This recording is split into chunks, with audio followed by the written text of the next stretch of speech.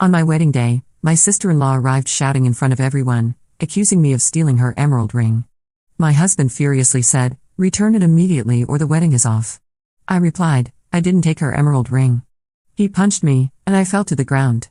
The next day, he called me trembling because my name is Emily, and I will never forget this day, which must have been the most beautiful of my life.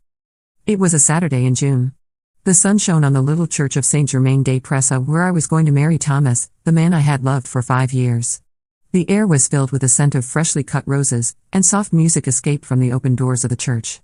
I stood in a small back room, nervously adjusting my veil in front of a full-length mirror. My best friend, Sophie, was helping me straighten out the wrinkles in my dress. My heart was racing, a mixture of excitement and anxiety. I had waited so long for this moment, and now that it was here, I felt overwhelmed with emotion. "You look beautiful, Emily," Sophie said to me, placing her hands on my shoulders. "Thomas will be dazzled." I smiled at him in the mirror, grateful for his reassuring presence. We had known each other since high school, and she had been by my side through every important step in my life.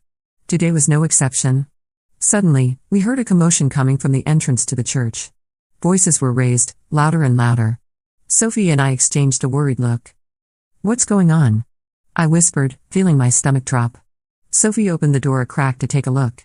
"I don't know," she said, looking perplexed. "There is a crowd near the entrance." My father, who was to lead me to the altar, appeared at the door, his face pale. "Emily, my darling," he said softly, "there is a problem." Before I could ask what it was, the door burst open, and Claire, Thomas' sister, burst into the room. His face was red with anger, his eyes flashing. "You," she shouted, pointing at me. "How dare you?" I took a step back, shocked by the violence in his tone. "Claire," I stammered, "what's going on?" "Don't play innocent with me," she screamed. "You stole my emerald ring, the one my grandmother left me." Silence fell in the small room. I felt everyone's eyes turned towards me.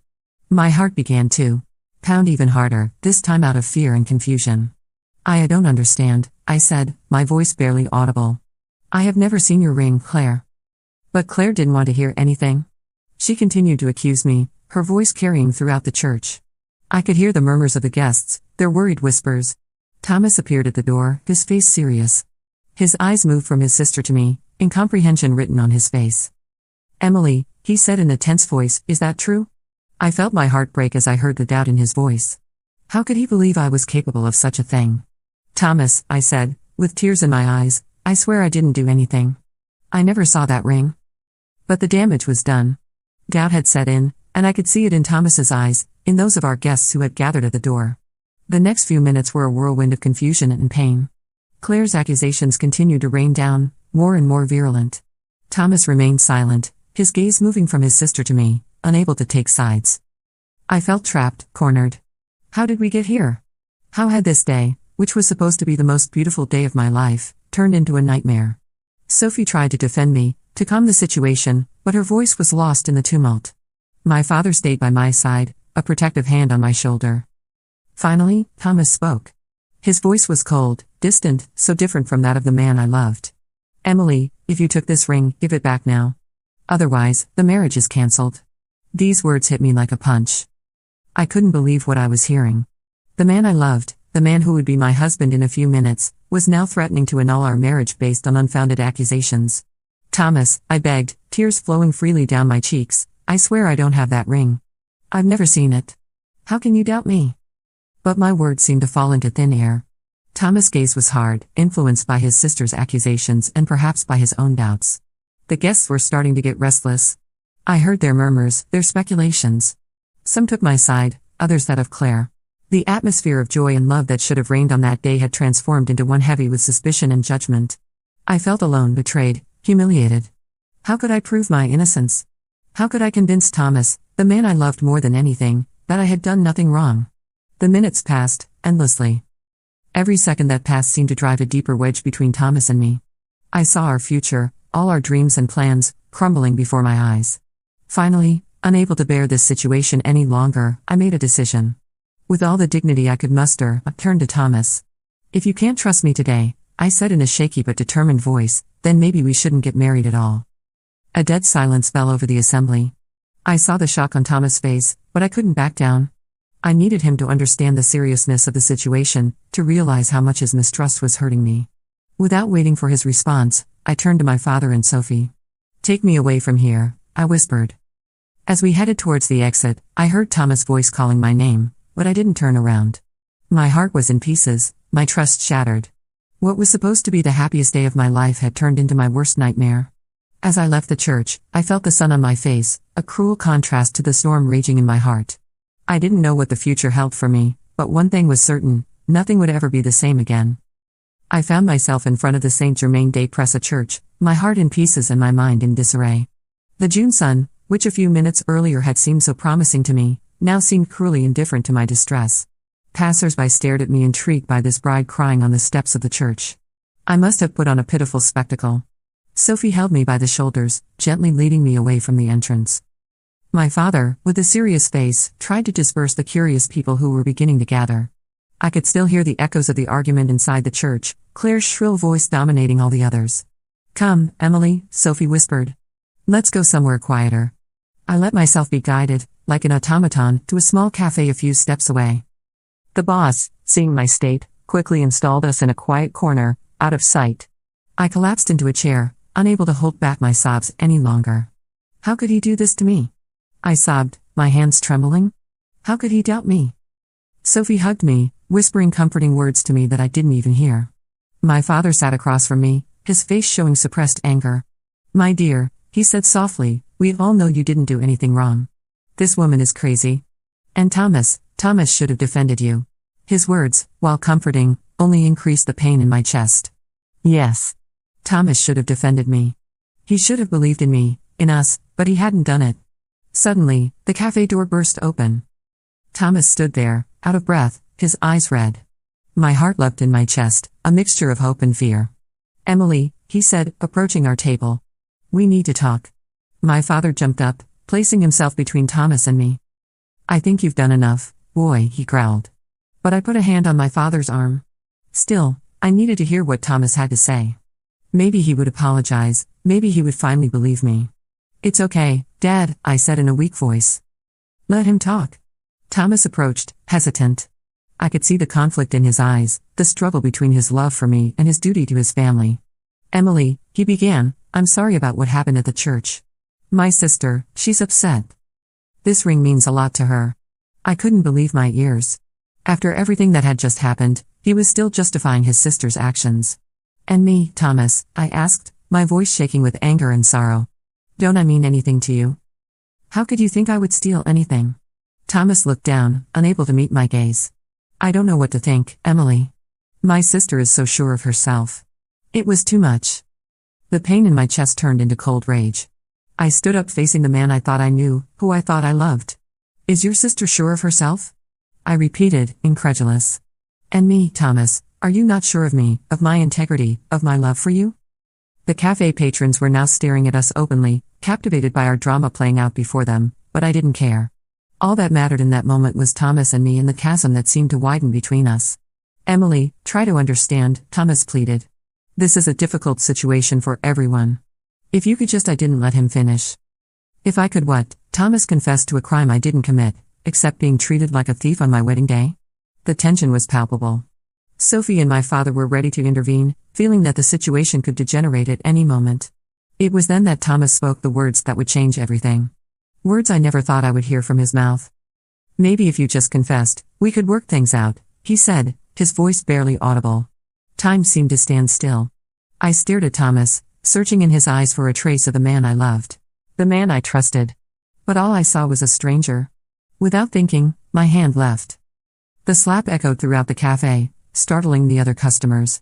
Thomas took a step back, shocked, his cheek reddening where my hand had hit him. "How dare you?" I cried, tears flowing freely down my cheeks. "How dare you ask me to confess to something I didn't do?"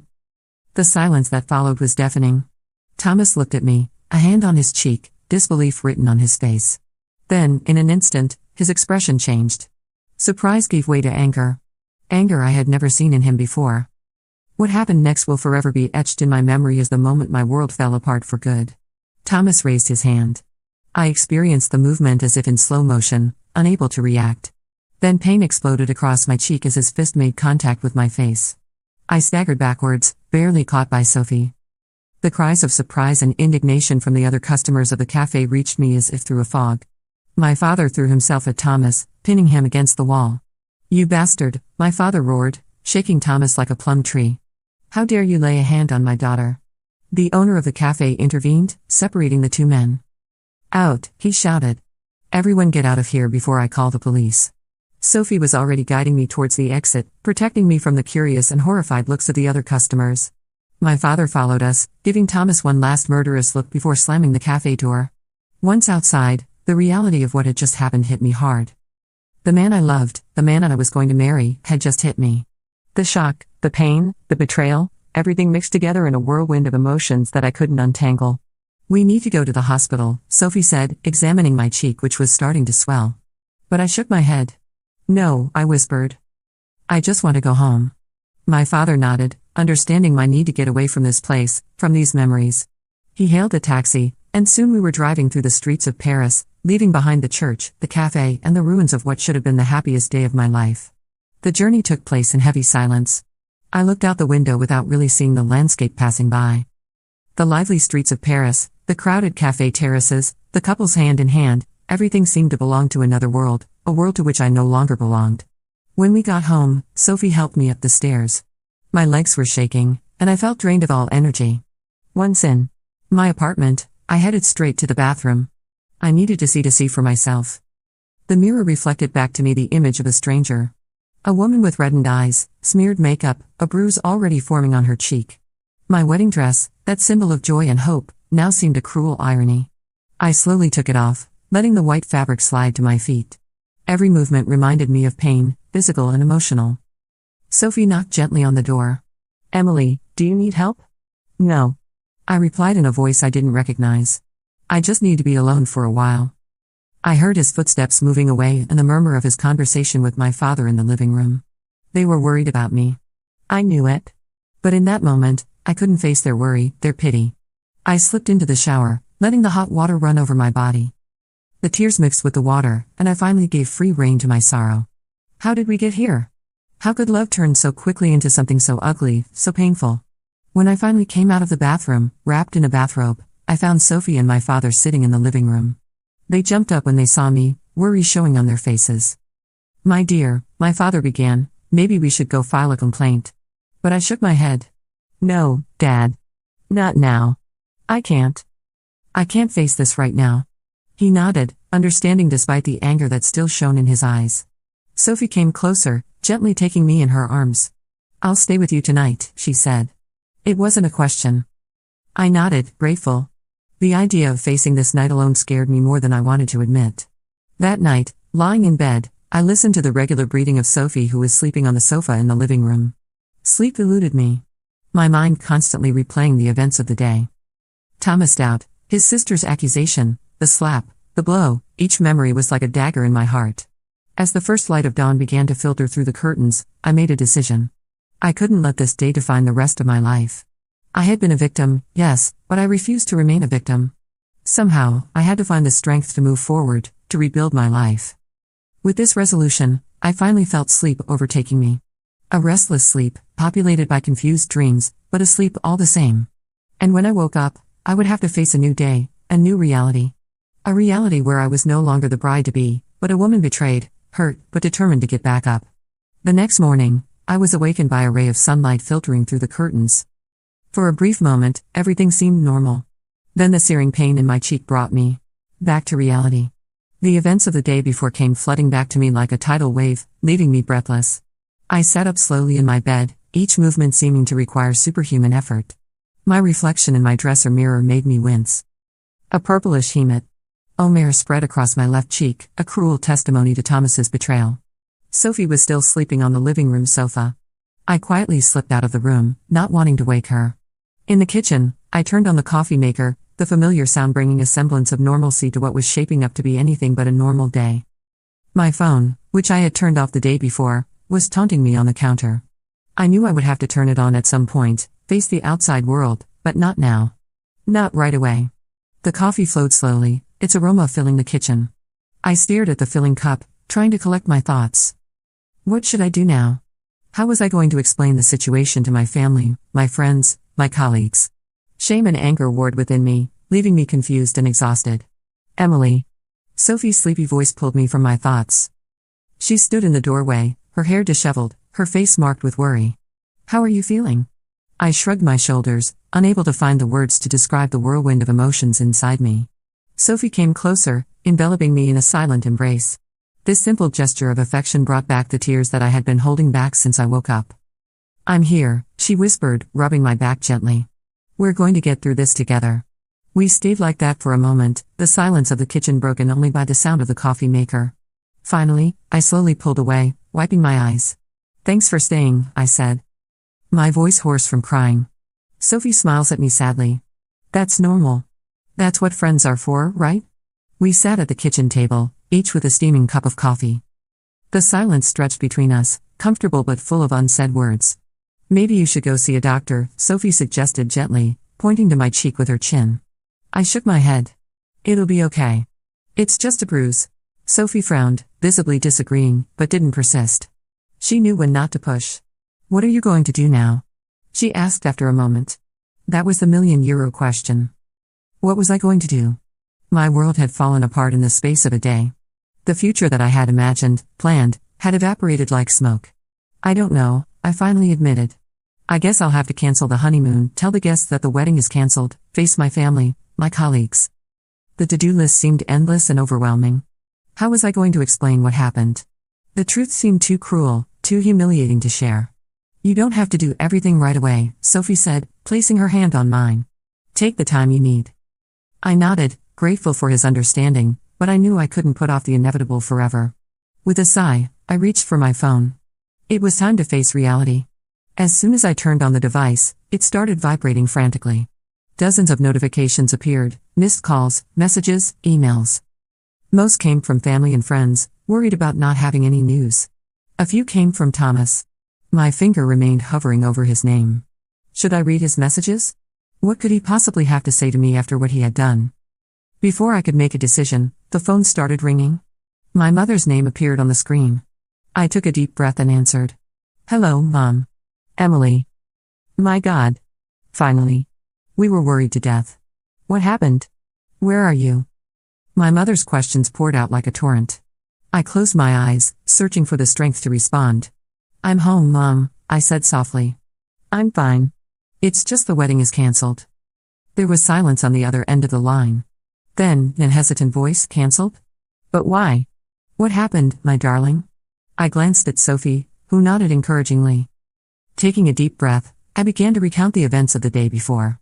The accusations from Thomas' sister, his lack of confidence in me, the argument at the cafe.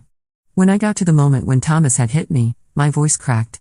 The shock gasp from my mother on the other end of the line made me realize how serious the situation was. Oh, darling, she whispered, her voice trembling with emotion. I'll be right there. Despite my protests, she insisted on coming. An hour later, she was at my door, her arms full of shopping bags. I thought you might not want to go out, she explained, placing the bags on the kitchen counter. His gaze lingered on my face, and I saw his eyes fill with tears. Without a word, she took me in her arms, holding me tight against her like when I was little. The day passed in a blur of telephone conversations and visits. My father arrived shortly after my mother, anger and worry warring across his face.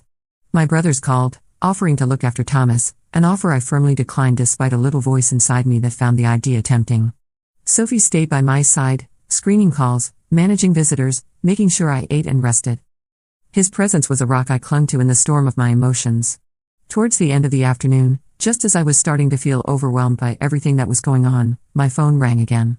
Thomas' name appeared on the screen. The room seemed to freeze. My parents and Sophie looked at me, waiting for my reaction. My heart was racing as I stared at the screen, unsure. You don't have to answer, my father said softly. But I knew I had to do it. If I wanted to move forward, I had to face this conversation. With a trembling hand, I answered, Hello, Emily. Thomas' voice was hoarse, as if he had been crying. I am so sorry. I don't know what came over me. I interrupted, surprising even myself with the firmness of my voice.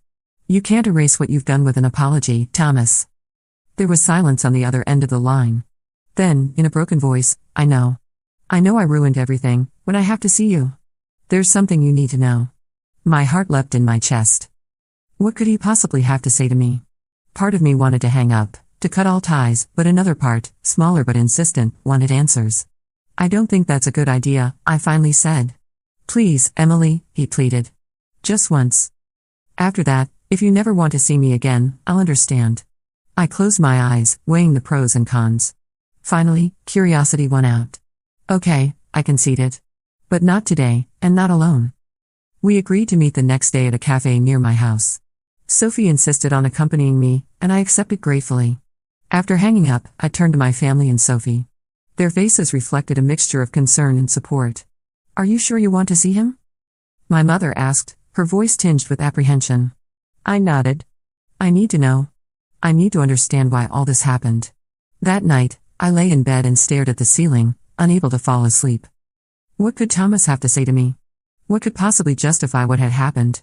As dawn began to break, I got up, resigned to a sleepless night. I made myself a coffee and sat on the balcony, watching Paris slowly wake up. Whatever this day had in store for me, I knew one thing. Nothing would ever be the same again. But maybe, just maybe, I would find the answers I needed to start healing. The day of my meeting with Thomas dawned, gray and threatening. The Parisian sky seemed to reflect my state of mind, heavy with unanswered questions and apprehension. I prepared mechanically, choosing simple comfortable clothes, far from the wedding dress I should have worn for our honeymoon. Sophie arrived early, her face full of worry and determination. Are you sure you want to do this? She asked me for the umpteenth time. I nodded, unable to put into words the complex mix of emotions swirling inside me. Fear, anger, curiosity, a remnant of love perhaps.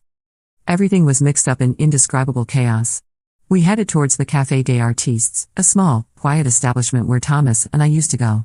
The choice of this place suddenly seemed cruel to me, full of happy memories that contrasted painfully with current reality. Thomas was already there when we arrived. He was sitting at a table in the back, his pale, drawn face betraying his lack of sleep. When he saw us, he stood up awkwardly, visibly hesitating how to greet us. Emily, he said softly, his eyes lingering on my face, on the still visible mark of his blow. Guilt and shame were clearly visible in his eyes. Thomas, I replied coldly, sitting down without offering him my hand. Sophie took a seat next to me, her presence reassuring. A heavy silence settled. The waiter came to take our orders, providing a brief welcome distraction. Finally, Thomas took a deep breath. Thank you for coming, he began. I know I don't deserve you to listen to me, but get to the point, Thomas, I interrupted. You said you had something to tell me, so say it.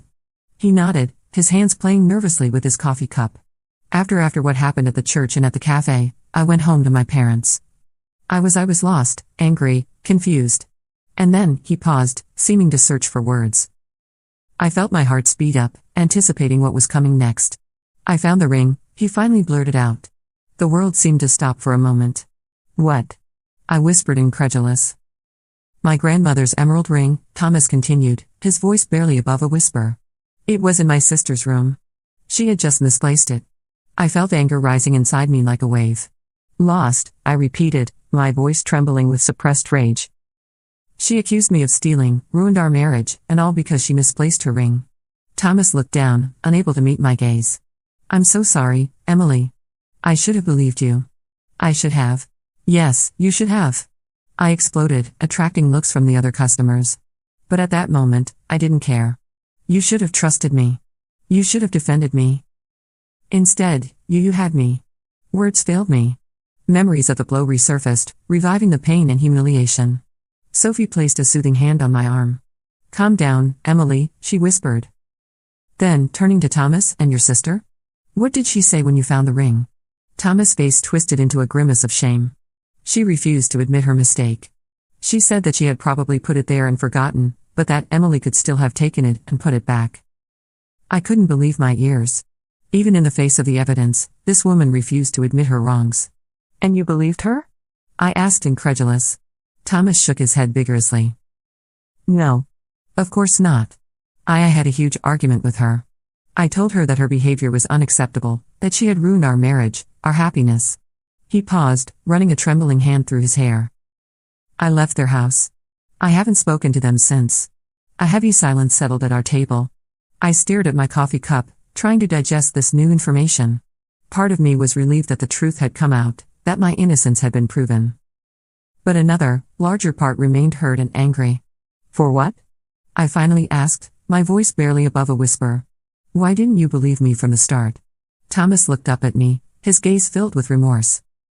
I wish I had a good answer to give you, Emily. The truth is that I was a coward. I always had trouble standing up to my sister. You know that. And that day, faced with her accusations, I panicked. I should have trusted you. I should have remembered everything we had experienced together, but I left the fear and the doubt take over. His words resonated within me, bringing back memories of our past discussions about his complicated relationship with his sister. How many times had I tried to encourage him to assert himself in front of her? How many times had I witnessed his discomfort at family dinners? That's not an excuse, Thomas continued, interrupting my thoughts. Nothing can excuse what I did. Hitting you, it's unforgivable. I will never forgive myself. I felt tears welling up in my eyes. You're right, I said softly. This is unforgivable. Thomas nodded, accepting my words. I know. I didn't come here to ask you to forgive me, Emily. I just wanted you to know the truth. You deserve at least that. We remained silent for a moment, each lost in our thoughts. Coffee around us continued its activity, the conversations and the noise of the cups forming a strange sound background to our personal drama. What are you going to do now? Sophie asked, breaking the silence. Thomas housed her shoulders. I don't really know. I took a leave at work. I think I need to step back, think about it all. Maybe consult a therapist. I don't want to never again be this man who raised his hand on the woman he loves. His words touched me more than I wanted to admit. Despite everything that had happened, a little part of me was relieved to see that he recognized the gravity of his actions. And you, Emily? He asked softly. What are you going to do? I took a deep inspiration, realizing that I had not really thought about this question. In recent days had been a whirlwind of emotions and reactions, leaving me shortly to think about the future. I don't know, I admit. I guess I will have to officially cancel the wedding, warn the guests, and then there is work. I don't know how I will explain all that. I can help you, proposed Thomas. For the cancellations, to say the least, I hesitated for a moment before nodding my head. Okay. But I prefer that it is Sophie who does the intermediary. I don't think I am ready to have more contact with you for the moment. Thomas nodded. Understanding. Of course. I understand. While our meeting was coming to an end, I felt strangely empty. The revelation of the truth should have given me a feeling of satisfaction, of justice. But instead, I just felt tired. Tired and sad for everything that had been lost. We lifted ourselves, the heavy atmosphere of unsaid and regret. When leaving, Thomas made a gesture as if to touch me, but was delighted at the last moment. I'm really sorry, Emily, he said one last time, for everything. I looked at him, this man I liked, whom I thought I knew. Despite pain and anger, I couldn't help but feel a hint of pity for him. Goodbye, Thomas, I said simply before I diverted me. Sophie and I left coffee, leaving behind not only Thomas, but also the broken remains of what should have been our future together. While we were walking in the streets of Paris, I felt a weight getting up of my shoulders. The truth was finally known. My name was washed with any suspicion. But I knew that the path to healing would be long. Broken confidence, annihilated dreams, physical and emotional pain, all this would take time to heal. However, for the first time since that fateful day in church, I felt a glimmer of hope. Maybe one day, I could look back and see this event not as the end of everything, but as the start of a new chapter in my life. The days following my meeting with Thomas passed through a fog of reflection and introspection. The revelation of the truth about the ring had brought a certain relief, but it had also opened the door to a myriad of questions about my future. Every morning, I woke up with a feeling of emptiness as if I floated in a space between my old life and a new one that I could not yet imagine. Sophie, faithful to her promise, took care of the logistics of the cancellation of marriage.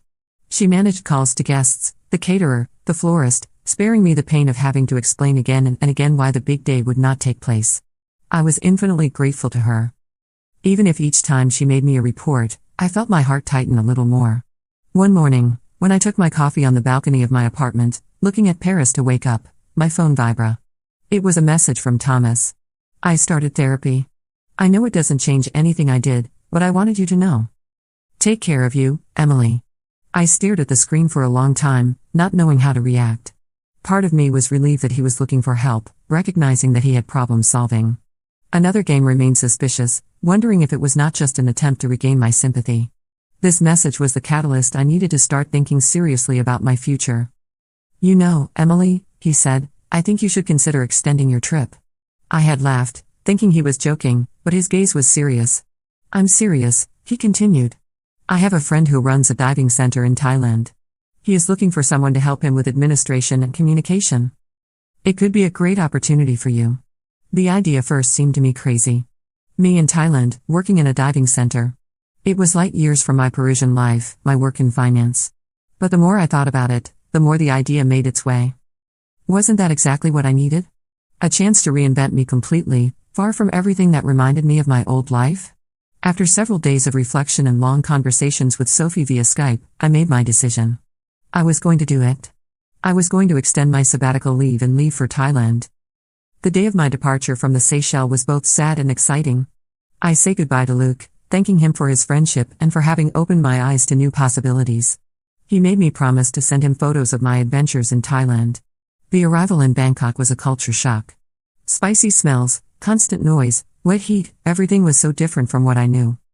But strangely, I felt in my place in this organized chaos. The diving center was on a small island in southern Thailand. As soon as I arrived, I was welcomed by Mark, the friend of Luke, a French expatriate for more than 10 years. His enthusiasm was contagious, and I surprised myself to smile more than I had done for months. The first weeks were intense. I learned the basis of diving while taking care of the administration of the center. It was a demanding but rewarding job. Each evening, exhausted but satisfied, I fell asleep to the sound of the waves, a feeling of peace that suits me little by little. One day, while I was working on the center website, Mark came to see me with an unexpected proposal. Emily, he said, I saw the photos you took. They are really good. What would you like to use them for our new brochure? I was surprised and flattered. Luke's lessons had borne fruit, but I had never thought that my photos could be used professionally. It was the start of a new adventure. In addition to my administrative work, I began to document the life of the diving center. I photographed divers, colored fish, coral reefs. Each shot reminded me how beautiful and surprising life could be. The months passed, and I realized that I no longer wanted to return to Paris. My life here, simple but filled me in a way that I would never have imagined. One evening, sitting on the beach watching the sunset, I released my phone and composed the number of my former boss in Paris. Hello, Jean-Pierre, I said when he picked up. I hope I don't mind. Emily, what a pleasure to hear you. How is your trip going? I took a deep breath. That's just what I wanted to tell you about. I don't think I come back to Paris. There was a moment of silence at the other end of the line. I see, he said finally. Are you sure of yourself? Yes, I replied, surprised by my own certainty. I found something here, a life that suits me. I know it's unexpected, but Emily, he interrupted me gently, you don't have to justify yourself. I am happy for you. You deserve this happiness. His words touched me deeply. After hanging up, I remained long to contemplate the ocean, reflecting on the path traveled. The next day, I called my family and Sophie to tell them my decision. They were surprised, of course, but also incredibly understanding and supporting. You look happy, darling, said my mother. That's all that matters to us. Sophie, faithful to herself, was already planning her visit. You still don't think I'm going to let you live this dream alone? She joked. The weeks that followed were filled with changes.